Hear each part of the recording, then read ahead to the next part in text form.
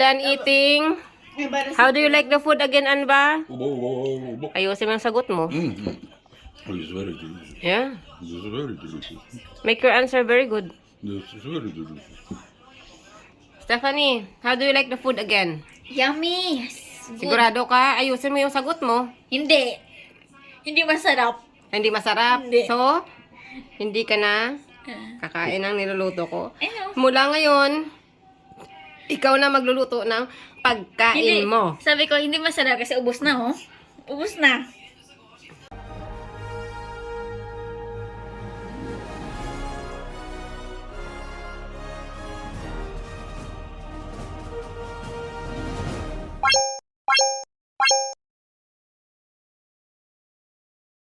What's up, guys?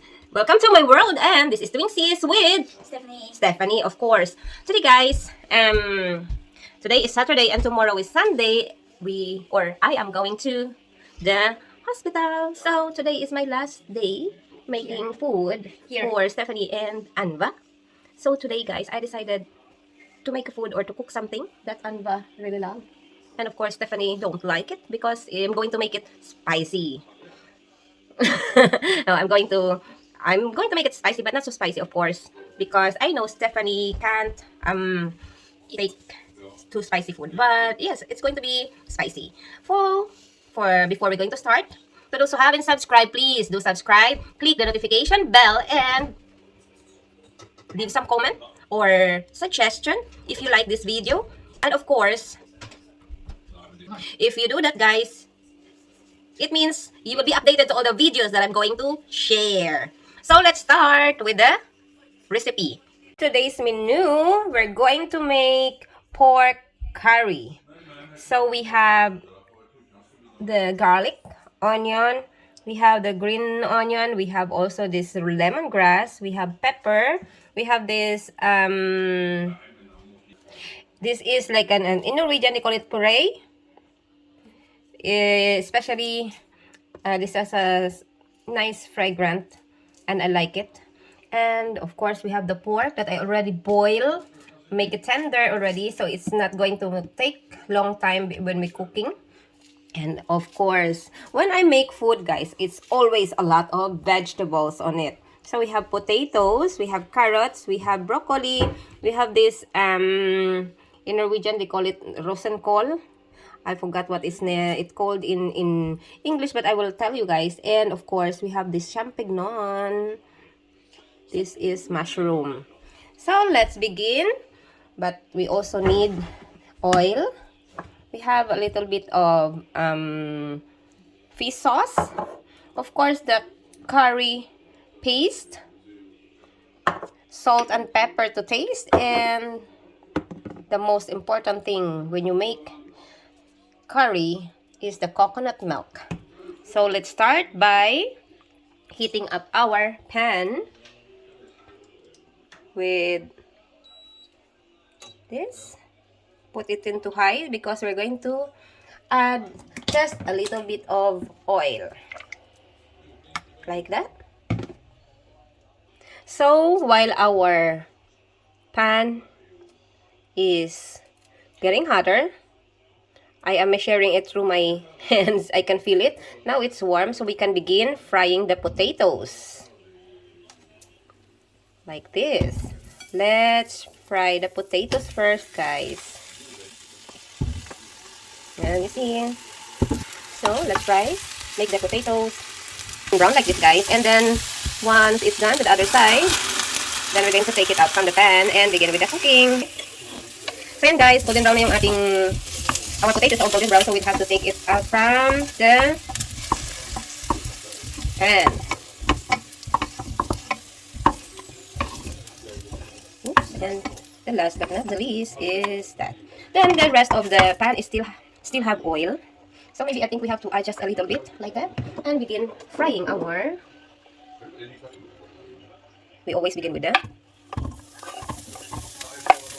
onion. Actually, guys, I wanted to add what to call this. I wanted to add ginger, but we don't need to add ginger also, guys. It's just optional, but sometimes I do add, but since I have the lemongrass, because lemongrass will make the aroma. And taking away the aftertaste of the pork. So, wait until it is light. The color of our onion becomes light. This is a non-stick pan, so we don't need so much oil. And then I also add this one. This is just, something that I don't want to throw away, leftover of our ingredients, which is can still use. And, yes, our puree. And of course, wash it again. It jump up, our green chili. So once the green chili is done, like that, the last but not the least is our garlic. Okay, it's light brown already. And garlic. So I maybe add a little bit of oil in that side, just to fry our garlic.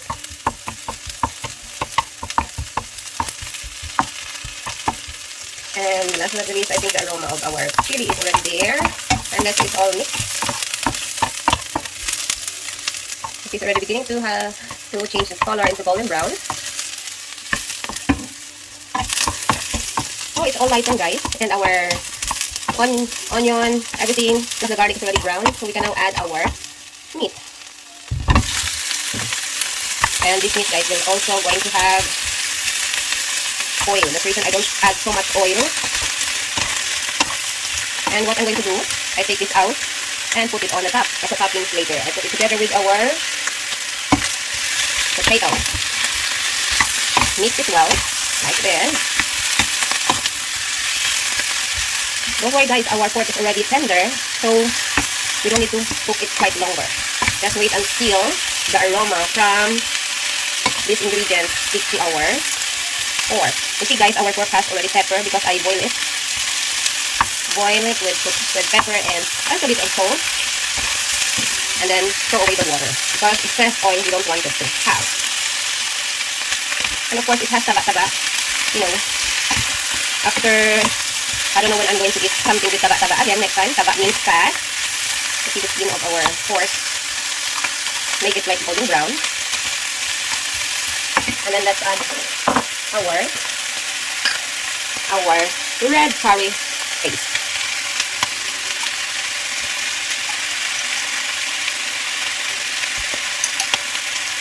I think I have to add all. I will just add hot water on it. But first we have to mix it like this.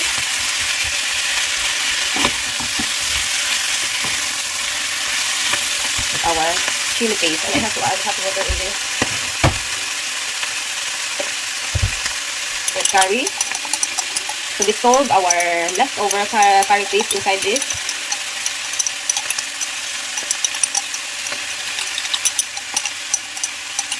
And once it's done, I have to shake so 100% is dissolved. And then you see, nothing sitting inside. And we're going to add it into our mix. And mix.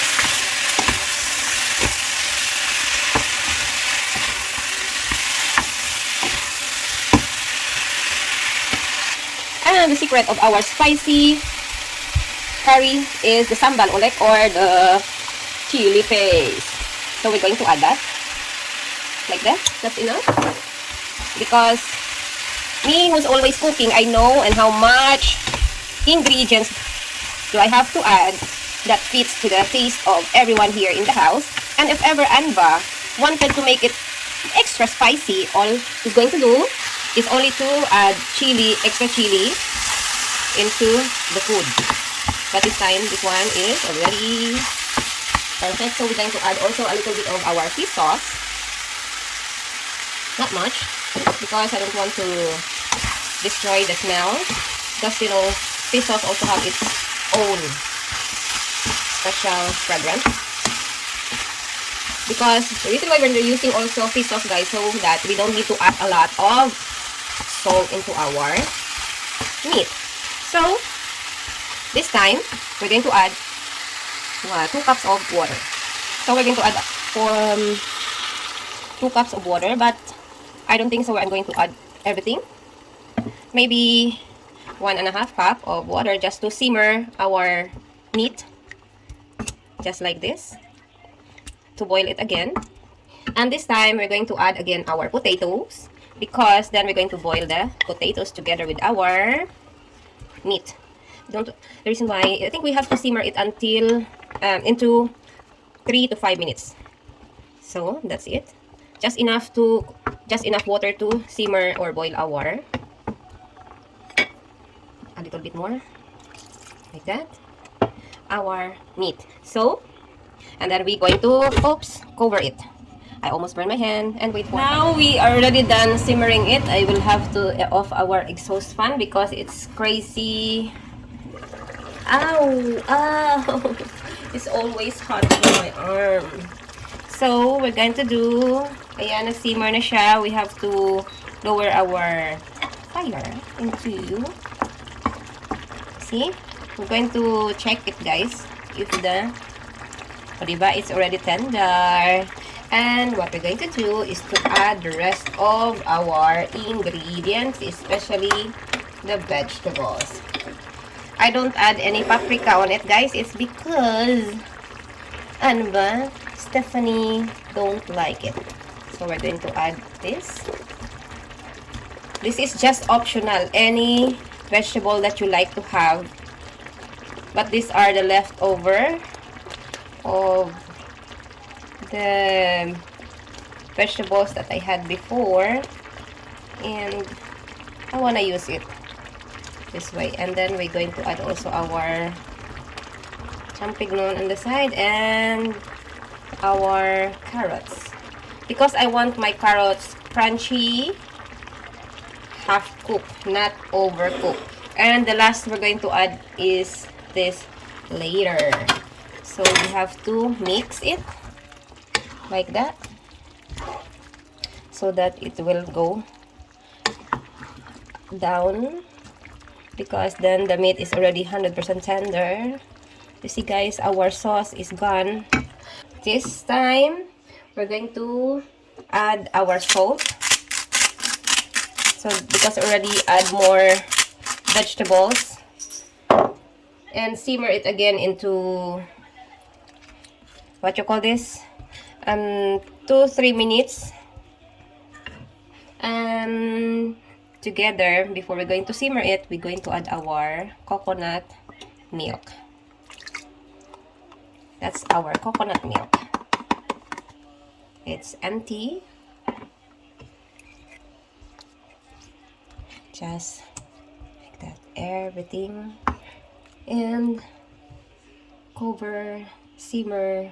The last, we're going to taste it later. So just like this, guys, cover it again and simmer it for 2 minutes. Don't overcook our coconut milk. I will put it into high so that it will simmer very fast. So this is already in high, and we'll just wait for 2 minutes. So ito na, guys, it's already simmer. And I will lower the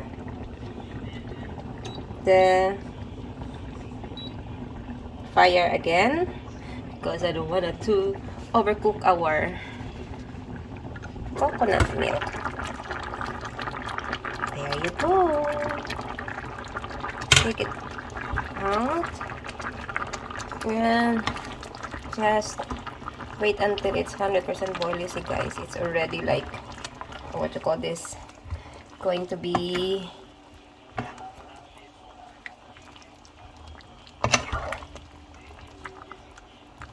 and the last but not the least is our broccoli.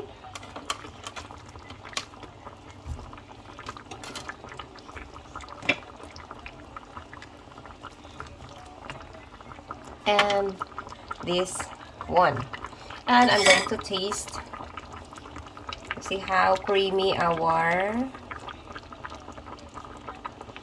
sauce.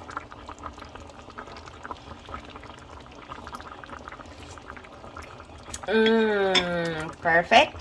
I think we have to, but I have to add a little bit more of salt, because you know the taste of Anva is quite higher than mine.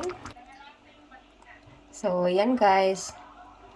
Slowly simmer it and then the sauce will be thick and creamy because of our coconut milk. And let's taste it. Oh, this is the perfect one. So, let's transfer the food into... Kasi guys, you can find it. You can see it there. It's still simmering. But I do it slow cooking because I don't want to make my vegetables overcook. You see? It's simmering. Like that. So, pagka tinikman mo siya, if you taste it like this, masarap siya. Yummy. But then, there is the biting taste of chili after. So, let's transfer it into our bowl. Like that is already cooked, guys. So, the reason why I add potato like this, guys, because I'm going to eat with potatoes.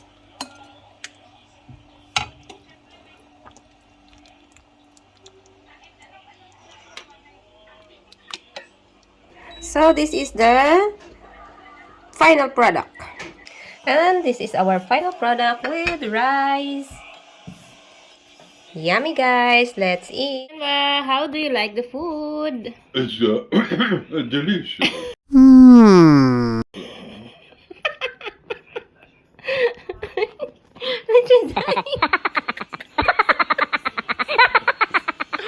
How do you like the food, Stephanie? It's yummy.